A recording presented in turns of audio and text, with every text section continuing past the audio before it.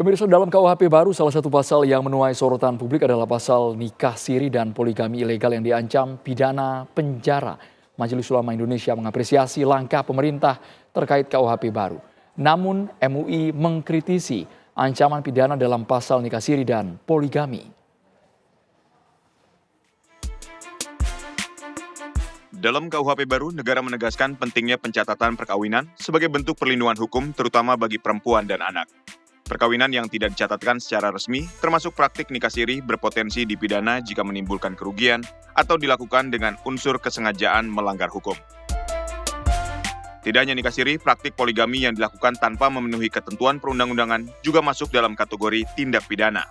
Pelaku terancam hukuman penjara hingga 6 tahun, sebuah ancaman pidana yang jauh lebih berat dibandingkan ketentuan sebelumnya. Majelis Ulama Indonesia (MUI) mengapresiasi langkah pemerintah terkait KUHP baru. Namun MUI mengkritisi ancaman pidana dalam pasal nikah siri dan poligami yang dianggap tidak tepat. Ternyata setelah diumumkan ya ada hal-hal yang mengganggu ya, seperti masalah nikah siri gitu ya, di mana orang kalau melakukan nikah siri itu akan dikenakan sanksi pidana ya. Saya lupa berapa tahun itu, dan kalau orang berzina malahan lebih rendah hukumannya daripada nikah siri kan. Padahal nikah siri secara syariah asal terpenuhi syarat dan rukunnya itu tidak bermasalah. Ya asal terpenuhi syarat dan rukunnya gitu kan. Tapi pertanyaan saya adalah ya kenapa kok dijadikan dipidana gitu kalau orang melakukan nikah siri? Kenapa tidak masuk ke dalam ranah terdata bagi saya terpikir ya? Ya oleh karena itu mungkin barangkali ini perlu didiskusikan ya.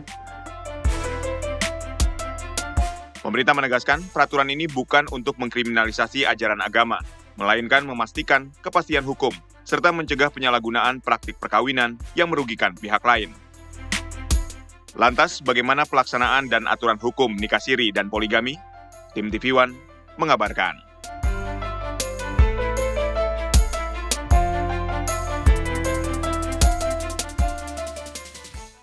KUHP baru soal pasal nikah siri dan poligami menuai sorotan publik. Pasal perkawinan memasukkan ancaman hukuman pidana.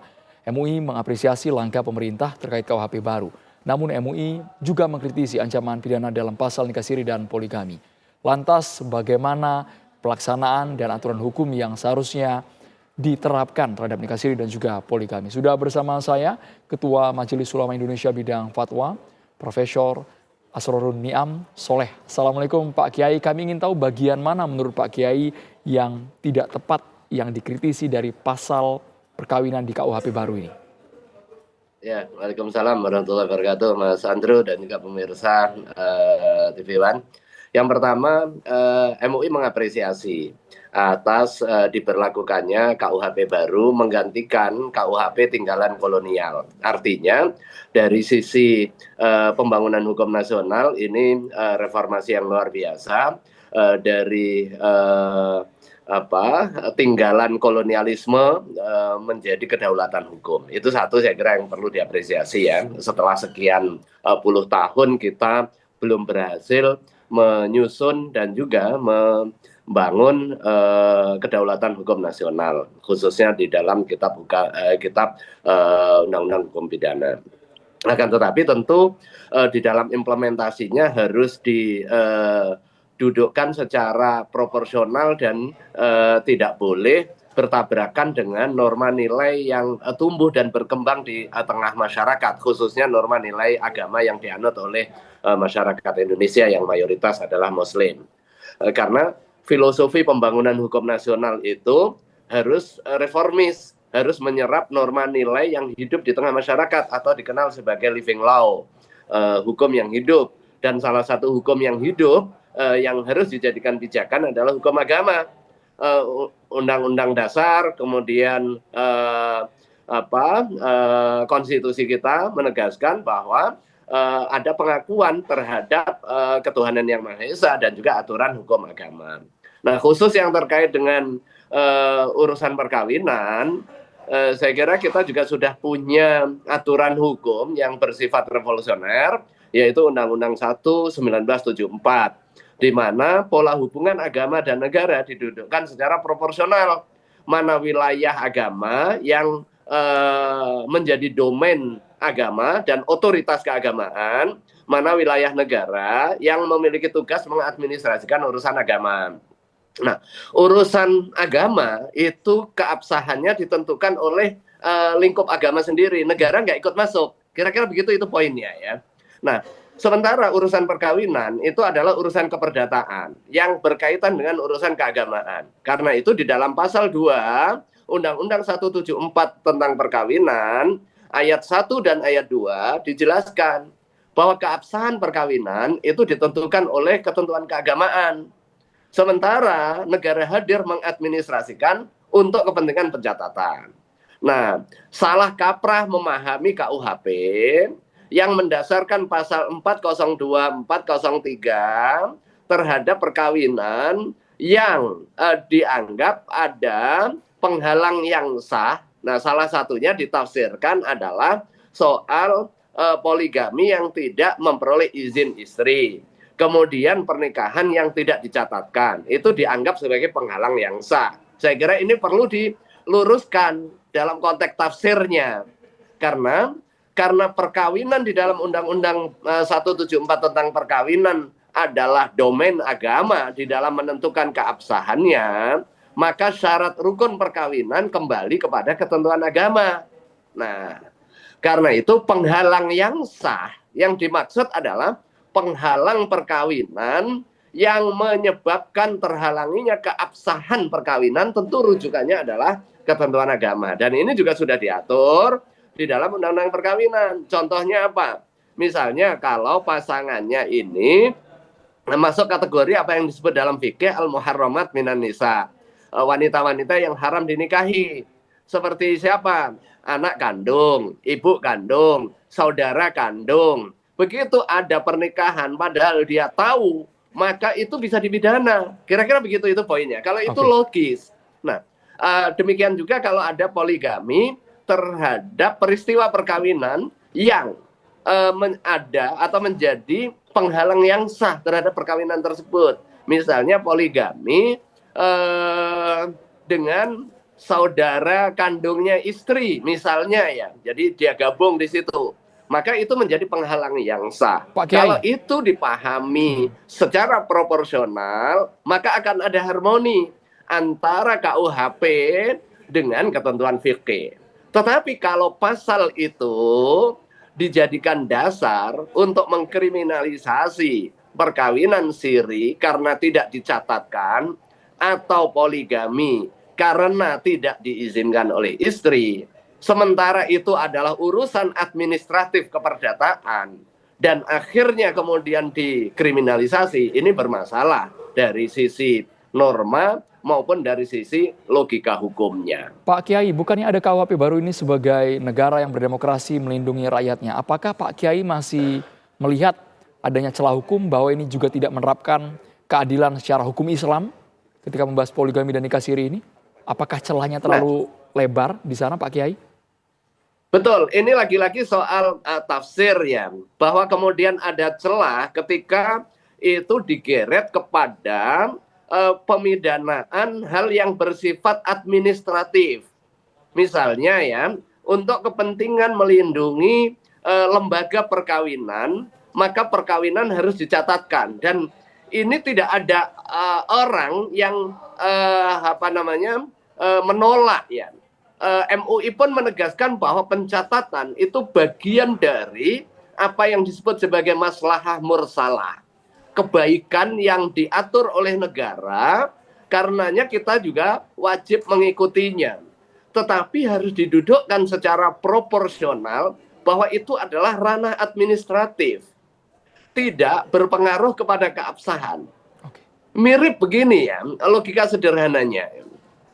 Ketika kita melakukan jual beli motor atau jual beli rumah, Mas Andro jual atau beli mobil dari temannya, kemudian tidak diikuti secara langsung dengan balik nama, apakah kemudian dianggap itu tidak absah, namanya masih Mbak Eka misalnya ya, tetapi secara aturan jual beli sudah terpenuhi, maka barang kan berpindah kepemilikan kepada Mas Andro ya.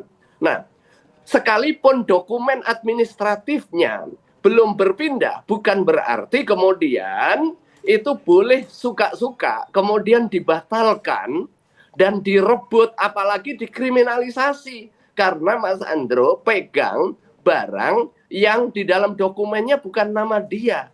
Nah, itu kan hal yang bersifat administratif. Maka tugas kita adalah mengakselerasi kebutuhan administratif itu. Jika ada penipuan, baru di situ masuk pidana. Pidananya bukan perkawinannya, tetapi pidananya karena dia menipunya. Kira-kira begitu. Pak Kiai, tapi kan ini satu kali lagi adalah urusan tafsir. Lalu yang ingin saya tanyakan bagaimana upaya atau advokasi dari MUI agar aparat penegak hukum bisa mencerna, menerjemahkan tafsir ini secara utuh agar tidak ada implikasi negatif kepada rakyat.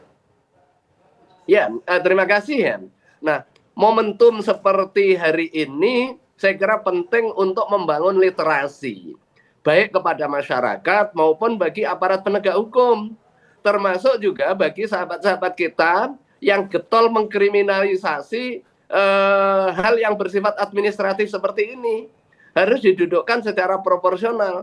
Jangan dibaca bahwa ketika kita berbincang soal pentingnya administrasi, kemudian pelurusan terhadap upaya kriminalisasi ini dianggap tidak melindungi perempuan. Salah. Karena pada hakikatnya pencatatan perkawinan itu sangat penting untuk kepentingan perlindungan lembaga keluarga.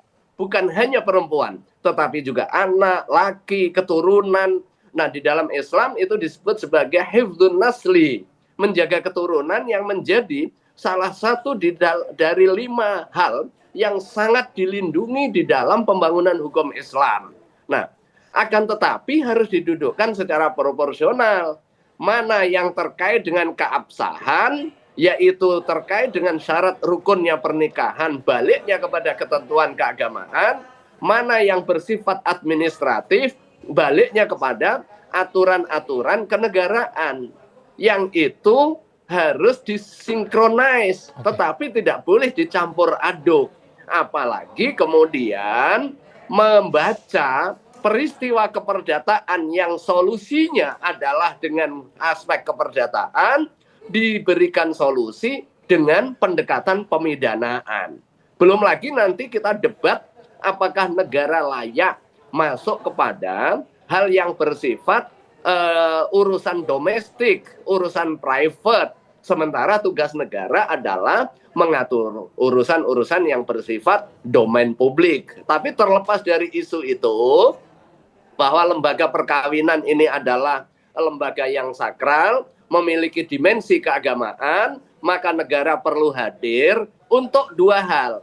Pertama, memastikan ketentuan keagamaan terkait dengan perkawinan itu terlaksana dan terlindungi. Kemudian yang kedua, memastikan aspek administrasi negara terkait dengan perlindungan terhadap praktek keagamaan di tengah masyarakat untuk tertib hukum dan juga tertib sosialnya. Baik Pak Kiai, meskipun ada kejadian mungkin para perumus mempertimbangkan kasus yang mereka berlindung dengan nikah siri padahal niatnya zina dan yang dirugikan adalah perempuan, anak, serta keluarga Pak Kiai. Ya, kalau logika itu dibangun, kenapa yang perzina hukumannya lebih ringan? Kan gitu, kalau memang logika yang mau dibangun itu. Sementara kalau mengikuti pasal 402, 403, jika itu bisa dijadikan dasar di dalam kriminalisasi pernikahan siri atau poligami, maka jelas sangat tidak rasional dari sisi manapun. Sementara keinginan kita menyusun KUHP baru ini meneguhkan kedaulatan kita di bidang hukum berbasis kepada norma nilai yang bersifat khas Indonesia, yang salah satu sumber yang akan diserap di dalam pembangunan hukum nasional adalah hukum yang hidup di tengah masyarakat. Dan hukum yang hidup di tengah masyarakat, khususnya terkait dengan masalah-masalah keluarga dan juga perkawinan, yang hukum Islam ini nggak ada orang yang bisa mengingkari itu gitu loh. Terima kasih banyak. Jangan sampai kemudian logika nir agama menjadi arus utama di dalam penyusunan KUHP baru, padahal tujuan utama membuat KUHP baru adalah melepaskan belenggu kolonialisme hukum yang selama ini kita pakai melalui KUHP Belanda dengan cara pandang kolonialisme yang membedakan kelas agama Islam, non-Islam, kemudian kelas Timur Jauh, kelas kaum Belanda, kemudian kaum pribumi, dan lain sebagainya. Terima kasih banyak. Ketua Majelis Ulama Indonesia bidang fatwa, Profesor Asrorun Niam sudah bergabung di Kabar Petang. Sekali lagi terima kasih. Terima kasih, Mas. Assalamualaikum.